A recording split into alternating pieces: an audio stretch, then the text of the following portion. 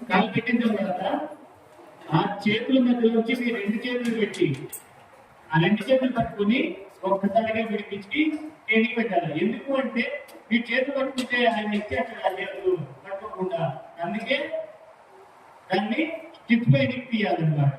తీసిన తర్వాత మన మాస్టర్ ఏదైతే ఉందో లెఫ్ట్ అయితే లెఫ్ట్, రైట్ అయితే రైట్ ఇలా చేసి మన మాస్టర్ సపోజ్ రైట్ అనుకోండి, మొదటి లోపల పెట్టి ఇలా పట్టుకోవాలి.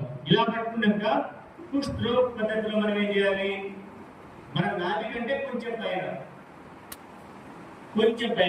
నాభి కంటే కొంచెం పైన అక్కడ పెట్టి ఫస్ట్ ఆఫ్ ఆల్ మన రెండు హ్యాండ్ దానిపైన పెట్టి బస్ స్టాండ్ పైన పుష్ చేయాలి. లోపల పుష్ చేసి మనకి పైకి అదరా అలా అన్నారనుకోండి ఏమవుతుంది అంటే మనకి లోపల నుండి ఏమైనా తిన్నామో ఏమన్నా